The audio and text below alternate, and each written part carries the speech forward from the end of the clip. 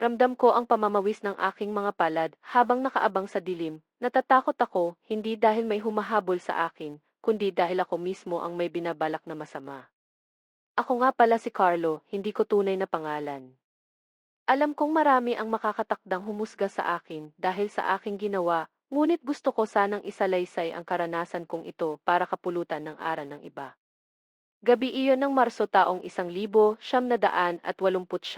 sumasabay sa pagdagundong ng malakas na saliw ng maharot na musika ang kabog ng aking dibdib. Animoy iisang ritmo na may magkaparehong tono, kaya naman nakakalikha ng kakaibang tunog, musika ng kamatayan at pagkasabi. Nasa isang sulok lang ako ng kwartong iyon, painumin ng alak habang lihim na pinagmamasdan ang mga taong nagkakasiyahang nagsasayawan sa labas. Disko sa aming bayan kaya nagkalat ang mga binata at kadalagahan para magpakitang gilas sa kanilang mga galaw. Ang iba ay abala sa pagkakanta, nag-iinuman at may mga nagtutulakan para kunwari ay hindi sinasadyang magpapansin sa kani-kanilang crush. Iba naman ang sadya ko kung bakit ako naroon. Kaninang madaling araw lang ay nakatanggap ako ng isang envelope na may limpik-limpak na pera bilang kabayaran sa magiging serbisyo ko. Isang mag-asawang inchik ang nagkontrata sa akin para ipatrabaho ang isang lalaking sa tingin ko ay may malaking atraso sa kanila. Tinanggap ko ang pera ng walang tanong-tanong. Gipit ako dahil ikakasal ang kuya ko na si Ben at bukas na magaganap iyon kaya kailangan ko ng panggastos. Ayaw kong mapahiya ang aming pamilya sa mga kaanak naming wala ding ibang ginawa kundi panghimasukan at husgahan ang buhay na mayroon kami. Simula nang makita ko ang lalaking target ay hindi ko na siya hinihiwalayan ng tingin. Alam kong isang maling galaw ko lang ay posibleng pumalpak ako kaya bilang na bilang ko ang aking mga kilos. Nang makita kong tumayo ang lalaking iyon ay tumayo na din ako at sinundan siya na mukhang pupunta sa kasukalan para tugunan ang tawag ng kalikasan. Sinalat ko ang dalang ice pick sa aking bulsa at siniguradong nakahanda ito anumang oras. Dire-diretso akong naglakad nang hindi siya hinihiwalayan ng tingin. Napangiti ako nang makita ang lugar na tinutumbok niya sa talahiban, sinigurado kong walang makakakita sa aking gagawin. Nang matiyak na walang tao sa paligid naging buo na ang aking loob, dito na ako mabilisang kumilos, walang babalang hinapit ko ang lalaki sabay saksak sa kanyang tagiliran. Napaigik siya at sinubukan niyang lumaban kaya natsyempuhan kong nakaawang ang bandang kilikili kung saan muli ko siyang sinaksak doon. Ramdam ko ang malagkit na pag-agos ng kanyang dugo sa aking braso. Sumigaw siya, ngunit napangisi lang ako dahil hindi siya maririnig ng mga tao. Nilalamon lang ng malakas na musika ang kanyang mga hagulgol. Hindi ko siya binigyan ng pagkakataong magmakaawa. Pahina iyon ng pahina hanggang sa tingin ko ay babagsak na siya sa lupa. Itinaon kong saglit na tumahimik ang ingay sa disko bago nagtunog ibon para tawagin ang atensyon ng dalawa kong kasama na nagtatago lang din sa kadiliman. May kalakihan ang lalaking biktima ko at may kataasan kaya mahirap siya itago. Tiyak na makakaagaw ako ng pansin kapag sa lugar na ito ko lang siya iiwan. Siyang paglabas naman nila Maria at Pedro ang aking mga kabarkada. Napao sila nang makita ang bilis ng aking trabaho. Ang problema na lang namin ay kung paano ililigpit ang lalaking ito. Hindi naman pwedeng dito na lang siya o ibiyahe namin at ililibing kung saan-saan. Sa tindi ng pag-angat ng teknolohiya ngayon, mabilis na kaming matutunton kung sakali mang gumamit ng mga high-tech na kagamitan ang kapulisan oras na humingi ng tulong sa kanila ang pamilya ng lalaking ito. Hindi ko alam kung bakit naging interesante sa akin ang sinabi ni Maria na dalhin sa bahay niya ang bangkay. Sa pagkakaalam ko ay mag-isa lang siyang naninirahan sa kanyang tahanan dahil wala na siyang mga magulang. Pwede daw na doon namin itago ang bangkay dahil walang sinumang mag-aakalang may tinatago siyang lihim doon, lalo na't kilalang mabait na babae si Maria. Mabait ngunit nasa loob ang kulo. Pumayag na ako para matapos na ang trabaho namin, ng mga sandaling iyon ay saka pa lang ako nakaramdam ng takot, ni hindi ko kayang titigan ang mga dilat na mata ng aking unang pinatay na biktima dahil tila nang usig ang mga tingin nito. Ikinarga namin sa easy ride na pagmamay-ari ni Pedro ang bangkay matapos namin itong ibalot sa sako. Umamoy saom ng mabubulok na laman nito pagsapit ng ilang araw ay hindi na magdududa ang mga tao dahil malayo din naman ang mga kapitbahay ng babae. Hindi ko naman alam na pagdating namin sa bahay nila Maria, ay may iba naman pala siyang binabalak sa aming biktima. Nagulat na lang ako nang tanggalan nila ng plastik ang bangkay at sinimulang hubaran. Ayon kay Maria, matalik niya akong kaibigan kaya nakahanda siyang tulungan ako sa lahat ng oras. Nagtataka man sinabayan ko ang trip ng dalawa kong kaibigan, Kumuha si Maria ng palakol at tinadtad ng bawat mahahalagang buto sa katawan ng lalaki. Tila ako'y nanonood ng isang nakakatakot na horror film habang pinagmamasdan ang pagputol niya sa dalawang kamay, dalawang paa, bewang, maging ang ulo. Kinatay namin ang lalaki at pinagbukod-bukod ang bawat parte ng katawan nito, masusing hiniwa at hinugasan, hinimay at tinanggal ang manilaw-nilaw na taba maging ang malalaking ugat, ang ulo ay tinanggalan ng balat at pinalambot sa kaldero. 3 tao lang kaming gumawa noon, ngunit animoy nagpiesta kami sa dami ng aming karneng pinagkakaabalahang hiwain. Ang buto niya sa tuhod at siko ay pinakuluan namin at nilagyan ng munggo. Natawa pa ako dahil napakaraming rekados na inihanda si Maria. Binili daw niya ang mga ito noong isang araw. Sabi niya oras na daw para mag-move on siya sa pagmamahal niya sa aking kuya na si Ben. Ngunit hindi niya kayang pakinggan ang mga mapanghusgang salita ng pamilya ng mapapangasawa nito laban sa aking kapatid. Kailangan daw na may maipamukha kami kaya kailangang masurpresa sila sa aming mga ihahanda. Wala naman na daw mag-aakalang tao ang aming kinatay at laman ng tao ang aming ipapakain sa mga bisita dahil maayos ang pagkakatahi karne. Sa bagay, may punto naman talaga si Maria. Kapag naging pagkain na ang bangkay na pinatay namin kanina, wala nang magdududa sa ginawa namin dahil maglalaho na ang mga ebidensya. Hindi ako aswang ngunit gusto ko din namang makatikim ng tao, kaya alam kong exciting itong aming gagawin. Maayos at malinis naman ang pagkakaluto namin sa mga ito, kaya alam kong pagpipiestahan ito ng mga bisita. May adobo, pork humba, inihaw at sinabawan. Kami ibinigti ni Maria sa Tupperware, samantalang hiningi niya ang sariwang lamang loob dahil ipapakain daw niya sa kanyang lola. Tatawa na sana ako nang magulantang kami ni Pedro, dahil ika-ikang lumabas mula sa isa sa mga kwarto ang isang matanda na hindi namin kilala. Nagpalipat-lipat ang tingin nito sa aming kinakatay, kaya napalunok ako at inihanda na ang aking bitbit na pantadtad. Hindi naman pwedeng magkaroon kami ng saksi dahil baka ito lang ang magpahamak sa amin. Nakahanda na akong ihampas ang aking kutsilyo, ngunit humarang si Maria, sabay sabing lola daw niya ang matanda at lumabas lang ito dahil talagang balak nitong kumain ng atay na tao. Nagkatinginan kami ni Pedro, umatras kami at hinayaan ang dalawa na lumapit sa mga nilutong pagkain. Nila ba ipinapakilala ni Maria sa matanda ang mga pangalan ng bawat putaheng nais niyang ipatikim sa kanyang lola, ngunit umiling lang ang matanda. Iba ang tinuturo nito at hindi ko maiwasang magulantang ng mapagtantong ang hilaw na lamang loob ang nais taka ng matanda na kagaya ng aswang. Muli kaming nagkatinginan ni Pedro nang masaksihan ko kung paanong lantakan ng matanda ang sariwang lamang loob. Sarap na sarap ito sa paglamon kaya imbis na ganahan din ako sa pagkain ay bigla akong nandiri. Sumama ang aking pakiramdam at nagtatakbong nagtungo sa lababo. Sa pagsuka ko ang aking tiyan dahil sa pagpupumilit na sumuka, halos dukutin ko na ang aking lalamunan para kahit paano ay gumaan ang aking pakiramdam. Nanghihina akong napasandal sa dingding ng lababo, pakiramdam ko ay lumabas na ang lamang loob ng aking tiyan dahil sa labis na pagduwal, napansin ng matanda ang aking panghihina kaya nilapitan niya ako at tinapik. Nang mapatingin ako sa kanya tila mas sumama ang aking pakiramdam nang makitang tigmak sa dugo ang kanyang mukha.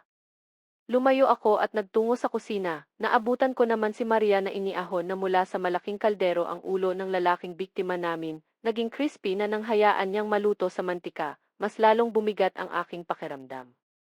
Hindi ko alam kung makakaya ko pang gawin ang lahat ng binabalak ko kanina. Tila inatake ako ng nerbiyos dahil kumakabog ang aking dibdib sa dami ng mga alalahanin ko sa dibdib. Kalaunan hindi na ako nakatiis pa at basta na lang akong bumagsak sa sahig at hindi na napansin ang nag-aalalang pagdalo nila Maria at Pedro sa akin. Umaga na nang magising ako, hindi ko alam kung ano na ang mga sumunod na nangyari kagabi. Nang bumangon kasi ako ay ang nakabihis na si Maria na lang ang nakaabang sa akin. Sabi niya na ipasa na daw sa amo naming inang kalunos-lunos na itsura ng bangkay ng aming biktima, na aprobahan na ito at binigyan pa kami ng bonus matapos masan sa ginawa naming pagtadtad sa katawan. Hindi na daw nila ipinaalam na niluto ang mga parte nito, naginhawaan ako kahit papaano, baka kasi makahanap sila ng dahilan para gawan kami ng kapalpakan sa aming trabaho. Tinanong ko si Maria kung nasaan si Pedro at ang sabi niya ay nasa amin na daw si Pedro at inihahatid ang mga putaheng niluto namin. Kinilabutan ako at biglang nahintakutan. Tingin ko ay ngayon pala lamang umepekto ang takot dahil sa aking ginawa kahapon. Malinaw na nahimasmasa na ako sa pagiging kriminal. Nagkumahog ako pagtayo at halos kalagkarin si Maria dahil sa pagmamadali. Kung pwede lang ay pigilan ko ang gagawin ni Pedro na pagsisilbi dahil karne at laman ng tao ang ipapakain niya sa mga bisita ng aking kuya na si Ben. Ayaw kong mas lalong sumama ang tingin sa kanila ng pamilya ng aking magiging hipag.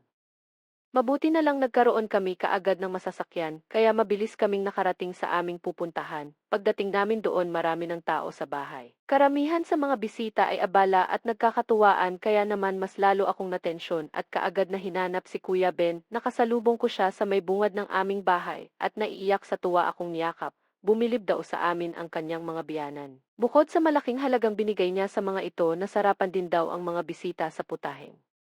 Niluto ko, may mga nagtatanong kung ano raw ba ang sikreto ko. May humihingi ng resipe at may nais ng kontrata sa akin para sa paparating na mga piyesta, kaarawan at ano pang okasyon na kailangan ng tagaluto. Pakiramdam ko ay umakyat ang lahat ng dugo ko sa aking ulo. Hindi ko alam kung dapat ba akong matuwa sa kanilang ginagawa. Ang mga nakatatanda ay puring-puri ako na siyang ikinahihiya. Pakiramdam ko ay nagkaroon ng mga mata ang langit at pinanlisikan ako para gawaran ng kidlat. Nanghihinang lumapit ako sa kanila sila at nagpasalamat kahit hindi naman dapat. Pakiramdam ko nawawasak ang puso ko sa labis na kaa. Parang napakasama ko na dahil sa ginawa nilang pagpuri sa akin, hindi ko naman sila masisisi. Tao ang aking pinatay at kinatay, hindi pa kami nakontento ng aking mga kasamahan at niluto pa namin ito at ginawang masarap na putahe. Tila ako'y mabubual sa kinatatayuan habang pinagmamasdan ang masasayang mukha ng mga tao na abala sa pagkain ng laman ng tao. Wala silang kaalam-alam na ang taong nilalantakan nila ngayon ay halos maglupasa sa sakit kagabi habang sinasaksak ko. Mangiyak-ngiyak akong huminga ng malalim at ikinalungkot, tila pinagbagsakan ako ng langit at lupa dahil sa pagsalpok ng realisasyon sa aking buong pagkatao. Isa na akong kriminal, nagpasilaw ako sa kinang ng salapi. Wala sa sariling naupo ako sa hagdanan, nabibingi habang dahan-dahang pinagmamasdan ng nanlalabo kong mga mata ang paligid. Isang matandang babaeng bisita nila Kuya Ben ang nakapansin sa akin. Nakangisi siya habang papalapit sa aking kinaroroonan. Binati niya ako at tinapik. Pag ko ay nagpasalamat sa napakasarap na putaheng niluto ko raw para sa kanila. Sa mga oras na iyon lang siya nakakain ng laman ng taong lehitimong isinisilbi sa mga pagtitipon. Nanlaki ang aking mga mata at natatarantang na palingon-lingon sa paligid. Huwag daw akong mag-alala dahil walang nakakaalam na laman ng tao ang inihanda ko sa kasal ng aking kapatid. Hindi niya lang maiwasang purihin ako dahil binigyan ko daw siya ng ideya kung paano ba kainin ang kanyang biktima para wala ng sinumang makakaalam. Tiningnan ko siya nang may nagtatakatingin, sabi niya isa daw siyang aswang at matagal na siyang nabiktima, taga-kabilang bayan daw siya at napadayo lang sa aming lugar. Ipinaalam daw kasi ng kanyang kaibigan na may kinatay daw ang kanyang apo at nakatikim na siyang masarap na sariwang lamang loob. Napaisip ako't pag ko ay sinabing nais niya akong ikar. Huwag daw akong mag-alala at malaking halaga din daw ang ibabayad niya sa akin. Napasulyap tuloy ako sa kanya, totoo ngang mukha siyang may pera, bakas ang karangyaan sa kanyang suot na mamahaling mga alahas, ang kanyang buhok ay halatang alaga sa parlor at mukhang maraming alam sa pakikipagsundo, napalunok ako ng laway. Muli na naman akong nasilaw nang sabihin niya sa akin ang halaga ng ibabayad niya, kapalit ng ipapagawa niya sa akin. Hindi ko na raw kailangang pumatay, sila na ang magbibigay sa akin ng bangkay at ako na ang bahalang magluto. Tila ba literal na ginawa niya? Akong kusinero at matador ng karne ng tao. Biglang naglaho ang udyok ng aking konsyensya. Aswang na ang nakikipag-usap sa akin, kaya ko na itong trabahuhin nang hindi na matatakot pa dahil hindi din naman ako ang papatay. Bago kami maghiwalay nagpakilala siya sa akin bilang si Aling Rosa. Kinagabihan sumama ako kay Aling Rosa sa tabing dagat. Kami tumambay, akala ko ilalatag pa lang niya sa akin ang plano pero mali ako. Ipinagtapat niyang isa daw siyang bangkilan kaya niyang magbagong anyo sa isang iglap. Hindi naman ako kaagad naniwala, ngunit hindi naman ako nakapagsalita nang makita kong naglabas ng langis na nakalagay sa botelya si Aling Rosa. Nagpahid ito sa kanyang buong katawan. Ang kanyang likod at kilikili ay nangingintab na sa sobrang dami. Maya-maya lang nagulat ako nang mapansing dahan-dahan siyang nagbabagong anyo. Habang tumatagal naglalaho na ang pagiging tao niya, nagkaroon siya ng pangil, mahahabang kuko at magaspang na balat, ang kanyang buhok ay nagulo at tila nagkanda buhol-buhol. Samantalang ang kanya namang kilikili ay tinubuan ng mahabang balahibo na kalaunan ay bumukadkad na animoy pamaypay hanggang sa naging isang nakahihindik na pakpak. Pakiramdam ko ay umakyat ang lahat ng dugo ko sa ulo. Nahirapan ako sa paghinga at sumama ang pakiramdam nang makita siyang umaangil na tila ba isang mabangis. Nahayop! Napaatras ako, ngunit tinawag ako ni Aling Rosa. Ang sabi niya, hindi na daw ako pwedeng umatras. Lahat ng nakita ako ngayon ay pwede niyang baligtarin at gamitin laban sa akin, kaya kailangan kong tumupad sa usapan. Mamimili lang daw ako kung magpapatuloy o ako na lang ang lalantakan niya. Natatakot man, wala akong nagawa kundi ang pumayag at magpatuloy sa napagkasunduan naming dalawa. Binandahan ako ni Aling Rosa na sumakay sa likod niya. Kahit ayaw po ay wala akong nagawa nang angilan niya ako. Nang sumampa ako sa likuran niya ay hindi na ako nakagalaw pa dahil ikinampay na niya ang mga pakpak niya. Dahan-dahan kong naramdaman ang pag-angat namin sa ere. Kinikilabutan ako sa tuwing nararamdaman ko ang madulas na mabalahibong katawan niya at hindi makapaniwalang nakasampa ako sa likuran ng isang aswang. Tanaw na tanaw ko ang nagliliit na lang ng aking mga kuko. Makailang beses ko pang kinurot ang aking sarili at napagtantong totoo nga na lumilipad kami. Tinanong ko si Aling Rosa kung saan ba kami pupunta. Ang sabi niya kukunin daw namin ang karning aking kakatayin. Hindi na ako nagtanong pa at nagdasal na lang ng lihim. Labis kong ikinasakit pala ang ibaba ng niliparan ng ginang. Narinig ko pang sabi niya na huwag daw akong magdasal dahil humihina ang kapangyarihan niya. Tuluyan na nga lang akong tumahimik at inalala ang nangyari sa kasal ng aking kapatid na si Ben. Paano na lang kung madiskubre ng mga tao na ang pinakain ko sa kanila ay laman at lamang loob ng tao. Naputol ang aking pagmumuni-muni nang inaanunsyo ni Aling Rosa na naroon na daw kami. Bumaba ako mula sa pagkakasampa. Hindi ako kaagad nakapagsalita nang sabihin niya sa akin na maligayang pagdating daw namin sa bin. Mulagat ako, nasa Cebu lang kami, ilang minuto lang ang nakararaan. Anong nangyari at nakarating kami sa Negros?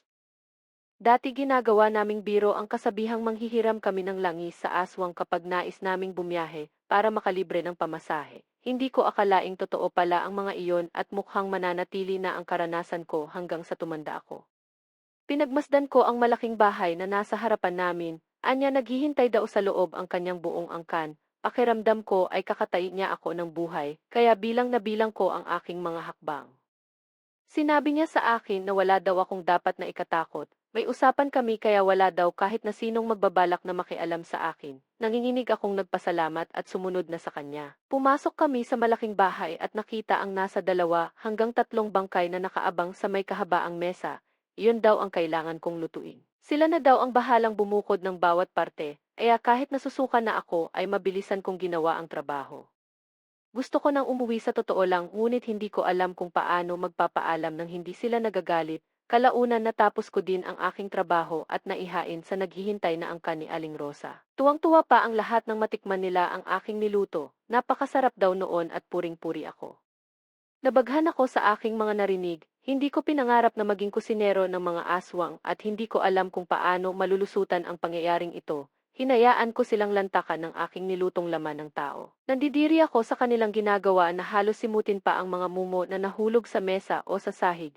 Isa sa mga bata ang nalingunan kong tinatanggalan ang laman ng daliri, kaya nagpaalam ako sa kanila at sinabing magbabanyo. Pagpasok ko naman sa kanilang banyo ay mas lalo akong nahintakutan. Kitang-kita ko ang nakatambak na mga buto ng tao na tila ba matagal nang nakatago sa kanilang banyo. Nakangingilong isipin na ang mga butong iyon ay mula sa mga taong nauna na nilang naging biktima na hindi na kailanman magkakaroon ng maayos na libingan. Mangyak-ngiyak na lumapit ako kay Aling Rosa at sinabi sa kanya na kailangan ko nang umuwi, ngunit umiling lang siya. Simula ngayon magiging kusinero na daw nila ako at sa kanila na ako titira. Hindi ko naman kabisado ang lugar na pinagdalhan niya sa akin, kaya halos gabi-gabi akong napapaluha dahil sa labis na pagsisisi. Kung hindi ako pumatay at kumatay ng tao, marahil hindi ko makikilala si Aling Rosa. Baka hindi nag-aalala ngayon sina Kuya Ben, Maria at Pedro dahil sa biglaan kong pagkawala, kung saan ay pwede ko lang ibalik ang oras gagawin ko. Normal na tao lang naman sina Aling Rosa sa umaga. Nag-aasikaso sila sa kanilang tahanan, naglilinis at naglalaba, nagsisimba pa nga, ngunit pagsapit ng gabi saka sila nagbabago ng anyo. Nakakalimot sa kanilang sarili at nagiging mabangis na mga nilalang. Walang pagsidlang takot na aking nadarama sa tuwing sumasapit ang mga oras na iyon. Hindi ko alam kung paano ko magagawang ikandado ang pinto ng inukupa kong kwarto hanggang sa mag-umaga na lang at bumalik na sila sa normal na animoy, mga taong hindi nagiging halimaw. Ang amoy at aroma ng lutong tao ay nakasanayan ko na kahit na hindi naman ako kumakain. Ang malaki at matikas kong katawan ay nahulog at namayat ng husto. Ilang buwan na din ang nakalipas at alam kong hindi na ako ang dating Carlo na kinatatakutan ng marami, pero gusto ko nang magsisi at maging mabait.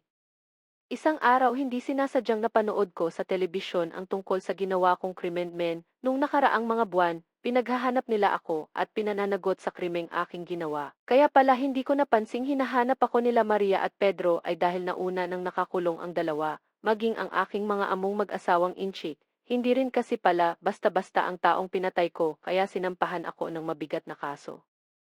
Alam kong marami at mabigat ang pananagutan ko sa batas, ngunit humanap ako ng paraan para makatakas. Kailangan kong sumuko at pagsisihan ang aking ginawang kasalanan. Mas kaya ko pang sikmurain ang panghusga sa akin ng mga tao, kaysa sa araw-araw akong namamatay sa sindak dahil sa mga among kayang kumain ng laman ng tao. Isang gabi matapos kong maghain at makakain ang aking mga among aswang ay nagkaroon ako ng pagkakataon na makatakas sa lugar na iyon. Naging kampante na rin kasi sila sa akin at hinahayaan na akong lumabas ng bahay na iyon. Matagal kong pinlano ang pagkakataong iyon, kaya't nang dumating ang takdang oras ay isinagawa ko ang aking plano.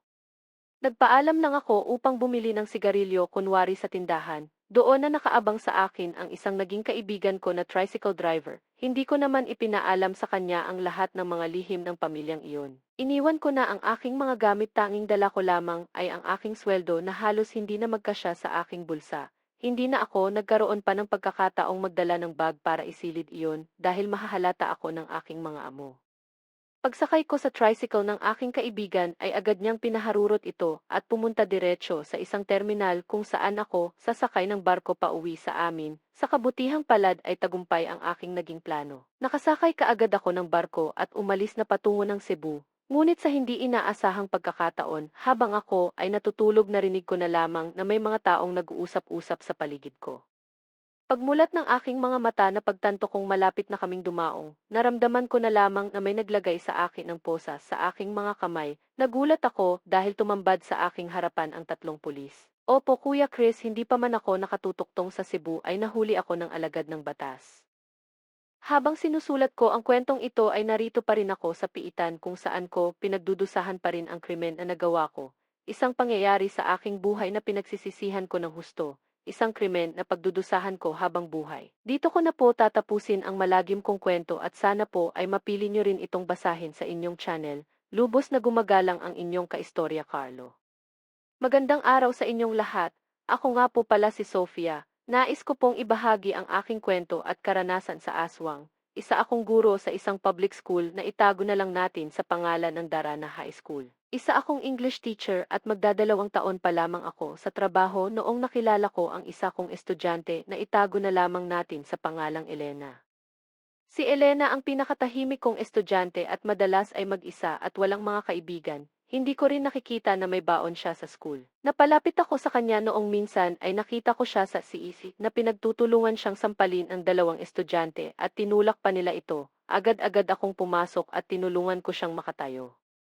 Anong ginagawa niyo? Bullying is bad. Ipapatawag ko ang mga magulang niyo. Galit na sabi ko kay Liza at Carla. Maam siya kasi ang unang nanakit kay Liza. Bigla na lang po niyang sinaktan, wala naman po kaming ginagawa sa kanya. Naiiyak na sagot sa akin ni Carla. Maam, ipinagtanggol lang po ako ni Carla. Ugali po kasi ni Elena na manakit. Hindi po ito ang unang beses na ginawa niya to. Paliwanag naman ni Liza. Hindi yun ang nakita ko. Ipapatawag ko ang mga magulang niyo bukas. Sabi ko at sinamahan ko ng tumayo si Elena at pinauwi na lamang siya ng maaga dahil naawa ako sa kanya. Umiiyak din kasi ito dahil lagi daw siyang sinasaktan ng mga kaklase niya. Nakita ko rin ang mga pasa sa kanyang liig at braso, pero napansin kong matagal ang pasa ang mga ito. Alam kong madami na siyang iniisip sa araw na iyon, kaya naman ay hindi na lamang ako nagtanong pa. Kinabukasan ay dumating ang mga magulang ni Liza at Carla, pati na rin ang magulang ni Elena. Nagkaroon ng pagpupulong at hindi talaga nagbabago ang sinasabing kasinungalingan ng dalawang bata. Ipinipilit nilang si Elena daw ang nauna. Maging ang kanilang mga magulang ay ganoon din ang sinasabi. Maam Sofia, hindi magagawa ng anak ko na manakit ng walang dahilan. Ilang beses na sa aking nagrereklamo ang aking anak dahil sa ginagawa ng batang yan. Matagal ko nang gustong sumugod dito pero ayaw lang ng anak ko. Ito ang pinaninindigan ng ina ni Liza. Kung ipagpipilitan nyo na ang batang yan ang biktima, kahit pa magpa-medical pa tayo, para maipakita ko ang mga bata, meron kaming mga ebidensya na pupwede naming ipakita. Sagot naman ng nanay ni Carla. Agad na namagitan ang prinsipal noon dahil ayaw niyang lumaki pa ang gulo, napagkasunduan na walang demandahan mangyayari sa mga bata at naisipang ilipat na lang ng ibang seksyon ang dalawa. Sumangayon naman ang dalawang magulang noon at nagkapirmahan pa. Hindi maganda para sa akin yon dahil mas inuna pa ng prinsipal ang kapakanan ng eskwelahan kaysa sa mga bata. Ayaw daw kasi niyang madungisan ang pangalan ng eskwelahan. Mas mabuti na nga lang daw na daanin sa maayos na usapan. Nakiusap na ako ng ilang beses sa prinsipal tungkol dito, ngunit ito ang narinig ko mula sa kanya.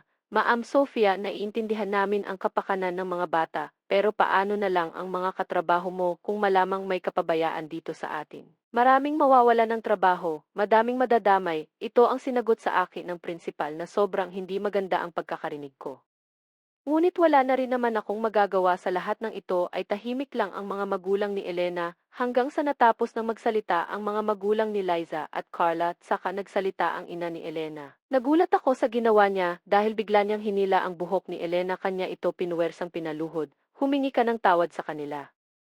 Dalian mo lagi mo akong binibigyan ng problema, galit na sabi ng kanyang ina at kahit na malakas ang pagkakabagsak ni Elena mula sa upuan dahil sa puwersang paghila ng kanyang ina ay tahimik ito at hindi sumasagot. Ako na lang ang sasampal sa anak ko, sabi ng ina ni Elena at sa kanya ito sinampal sa harap namin at hinila niya si Elena papalabas. Bago sila makalayo ay narinig ko pang tumawa ang ina ni Elena sa kanya sinabing ito ang gusto mong palabasin. Di ba totohanin natin, gulong-gulo ang utak ko noon bakit ganoon kalupit ang trato sa kanya ng kanyang magulang.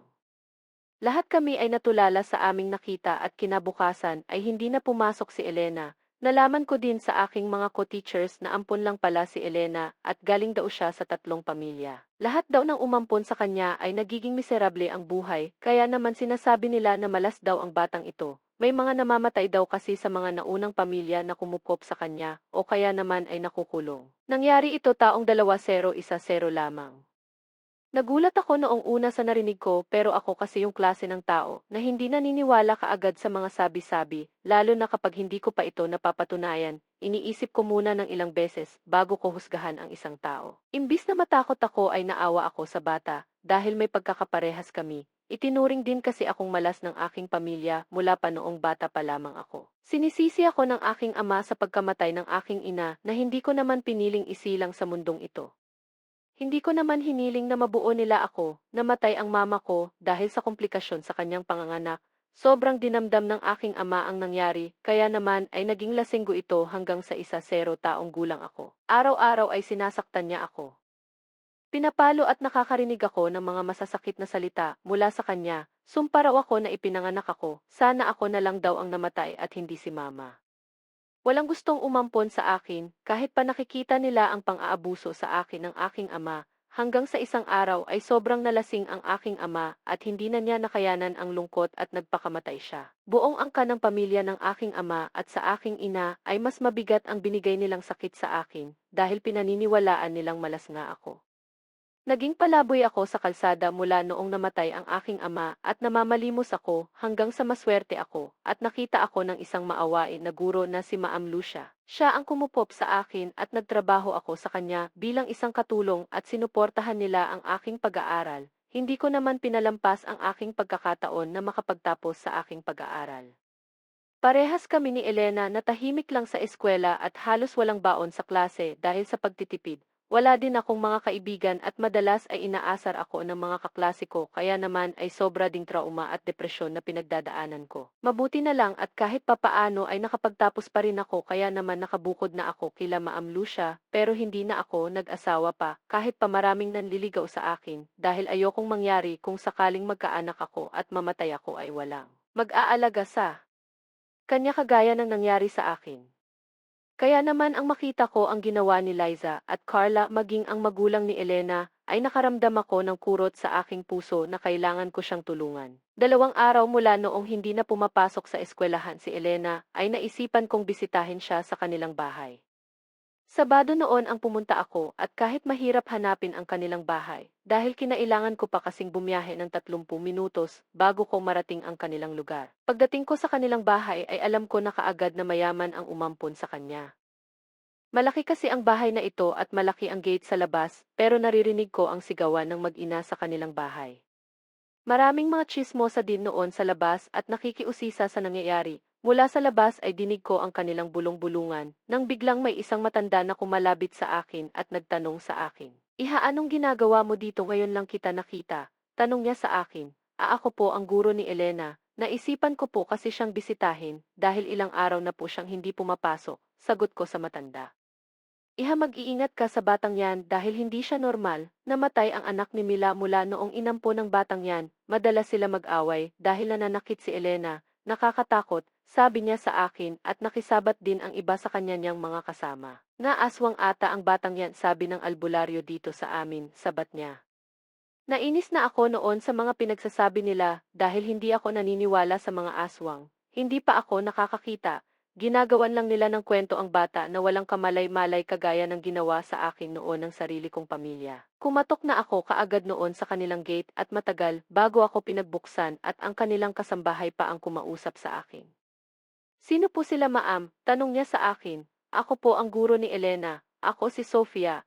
Gusto ko lamang po sana siyang kamustahin. Pakilala ko. Naku ma'am, hindi po ata tama ang time niyo. Mabuti po siguro ay sa susunod na araw na lamang po kayo bumisita.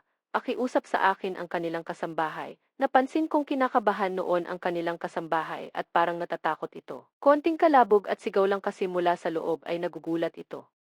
Ano pong nangyayari sa loob? Kailangan ko pong makapasok. Pagpupumilit ko, naku ma'am, mawawalan po ako ng trabaho. Si Elena po kasi ma'am nananakit kaya nagkakagulo na naman silang mag-ina. Sabi niya sa akin nang biglang nakita kong itinulak papalabas sa kanilang pintuan si Elena at tumama ang likod sa upuan at may hawak ang kanyang ina kutsilyo at akmang tatagain na ito. Sumigaw ako at tumakbo papalapit sa kanila. Umiiyak na yumakap sa akin noon si Elena at ipinagtanggol ko siya sa kanyang ina. Parang hindi na matino noon ang pag-iisip ng kanyang ina at tumatawa at sumisigaw pang hinahawakan ang kanyang ulo na para bang nababaliw. Inalalayan kong lumabas sa gate si Elena at bago ako lumabas ay pinagsabihan ko pa ang kanilang kasambahay. Ito ba ang mukhang nananakit? Malinaw na siya ang sinasaktan. Siguradong mananagot kayo sa ginagawa nyo, banta ko. Saka ako umalis.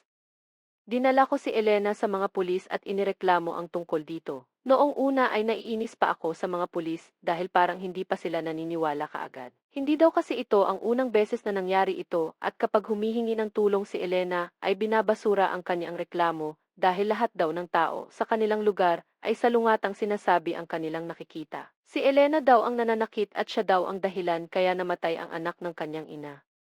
Nakipag-away ako noon sa presinto hanggang sa ipinatawag ang ina ni Elena na si Teresa. Walang pagbabago sa sinasabi ni Teresa. Dinemanda ko si Teresa at sisigurado kong maipapanalo ko ang kaso. Lahat ng mga pasa ay naipakita bilang ebidensya hanggang sa tuluyan nang ang makulong si Teresa. Ngunit isa sa mga hindi ko makakalimutan ang kakaibang ngiti mula sa mga labi ni Teresa noong tuluyan siyang mahatulan. Masaya akong nakalaya na rin ako. Mas gugustuhin kong makulong kaysa kasama ang demonyong yan. Ito ang sabi niya sa akin saka siya dumura sa mukha ni Elena.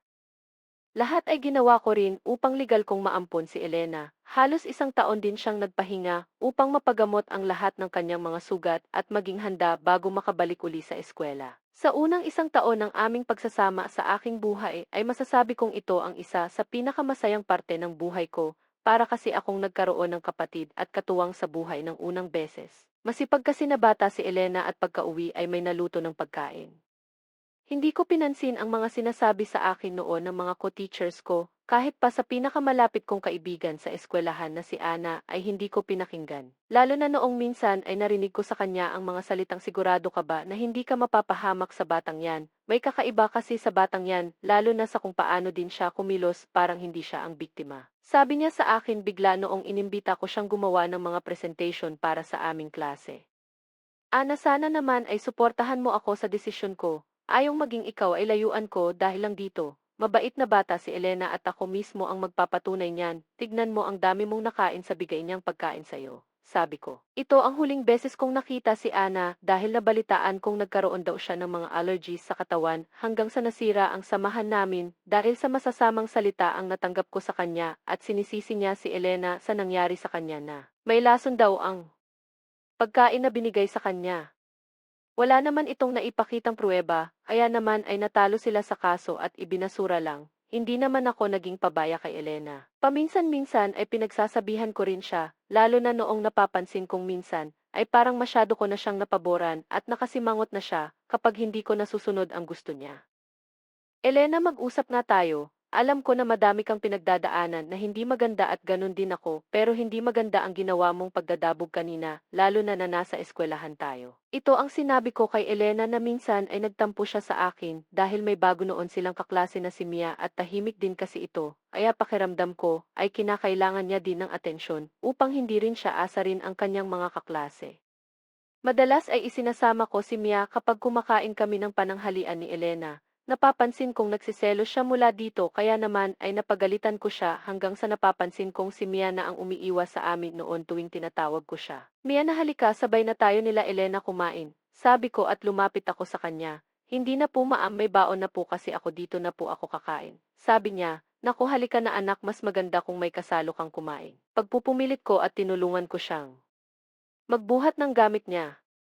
Napansin kong nakatingin si Mia sa mailikod ko at para bang natatakot ito. Lumingon ako at nakita ko si Elena na nakatingin sa amin. Mula noon ay madalas naming pagtalunan ang tungkol kay Mia. Malalakas na pagsarado ng pinto sa aming bahay ang naririnig ko sa tuwing inaanyayahan ko siyang kumain ng dinner. Si Mia ang tawagin mong kumain. Ito ang madalas na sabihin niya sa akin at napapagod na ako noon sa kakapaliwanag sa kanya na hindi ko siya ipagpapalit kay Mia, hindi na nga lang ako naging komportable pa noong narinig ko sa kanya ang mga salitang, siguro, kung mamamatay si Mia magiging masaya ako. Ito ang minsang narinig ko sa kanya na talagang nagpainit ng aking ulo at nagawa ko siyang paluin at bulyawan. Elena, hindi maganda yung pinagsasabi mo, ha, sumusobra ka na. Hindi ko ito ito-tolerate ang ganyang ugali mo. Sabi ko sa kanya at doon ko lamang nakita ang kakaibang pagkakatingin niya sa akin, parang nanlilisik kasi ito sa galit.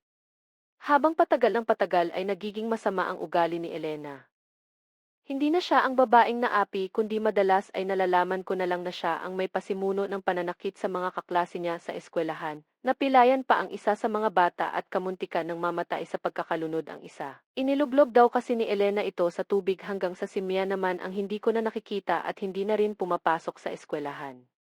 Kakaiba ang nararamdaman na takot ko noon dahil napapansin kong madalas sa gabi ang sinasadyang pag-untog ni Elena sa kanyang sarili sa pader na nagiging sanhi ng pagdudugo at pagkakaroon niya ng sugat sa kanyang ulo. Kahit pa ang pananakit sa kanyang sarili ay ginagawa pa niya ito sa aking harapan habang nakatawa na para bang wala itong iniindang sakit sa mga ginagawa niya.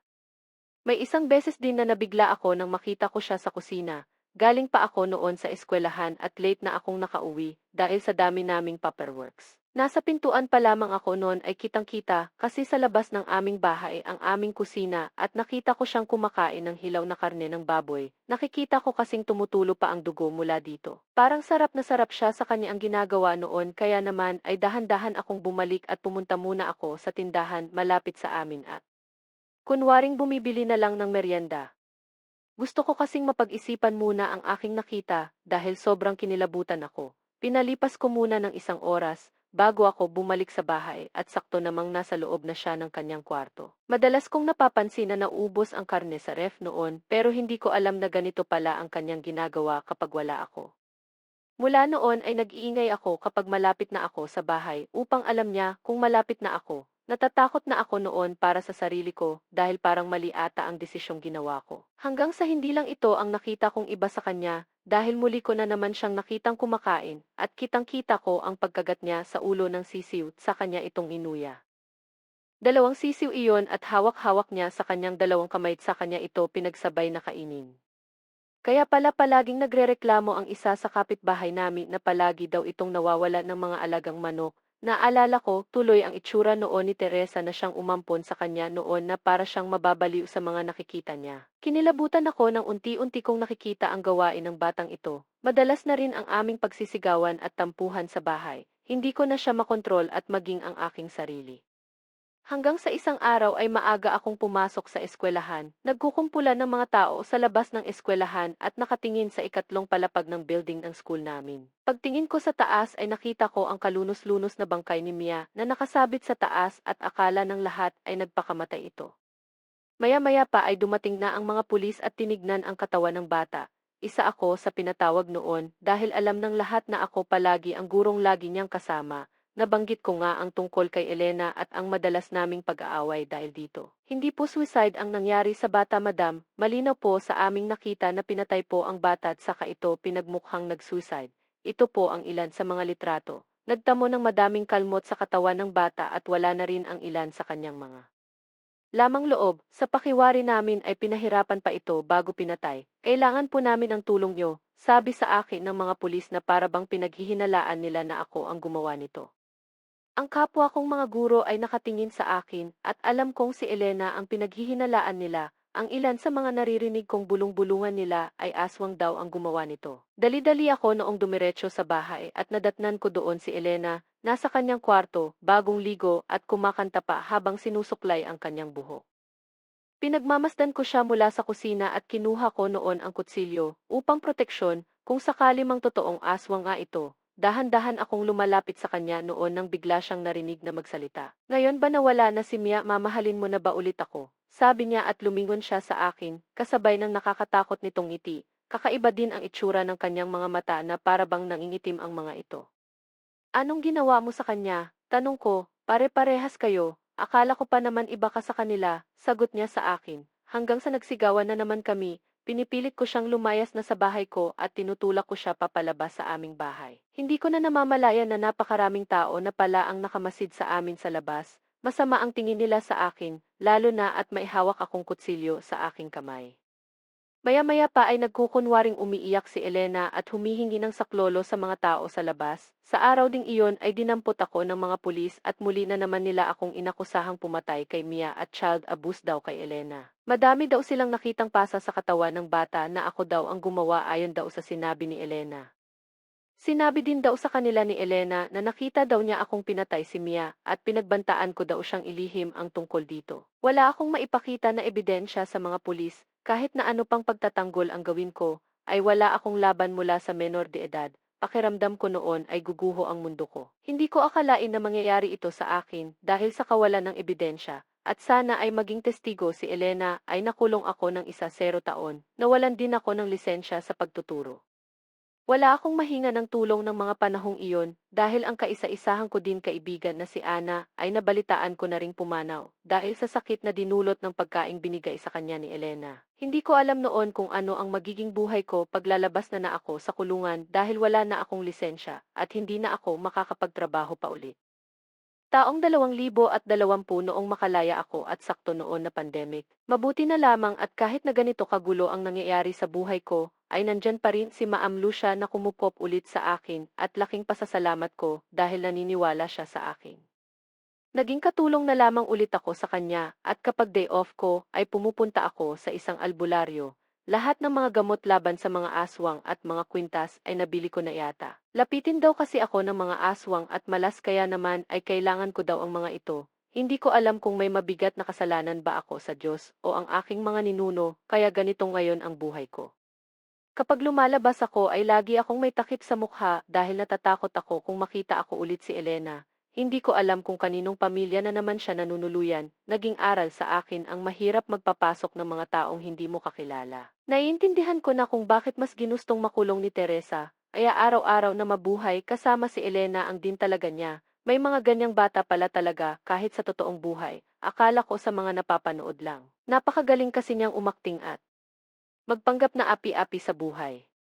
Anyways, ngayon po ay nandito na po ako sa abroad. Nagdesisyon po akong humingi ulit ng tulong sa aking mabait na maamlo siya na itinuring ko ng nanay upang makapagbagong buhay dito sa ibang bansa. Mahirap nung una dahil nga may naging kaso na ako dyan sa Pilipinas, pero nagawan pa rin naman ng paraan. Wala na akong balak pang bumalik sa Pilipinas. Trauma pa rin sa akin ang nangyari. Maayos naman na ang aking buhay ngayon dahil nga nakapag-asawa na rin ako ng isang matandang Amerikano.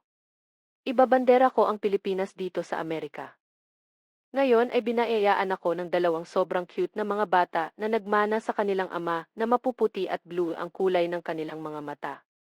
Matanda na ang aking asawa pero palaban pa rin naman siyempre. Mas palaban din ako, mahirap na kung matalo tayo malulugi tayo. Hanggang dito na lamang ang aking kwento at sana ay magsilbing aral din sa inyo ang nangyari sa akin at huwag hahayaan na ang masasamang pangyayari sa ating buhay ang hahadlang sa atin sa pagbabagong buhay.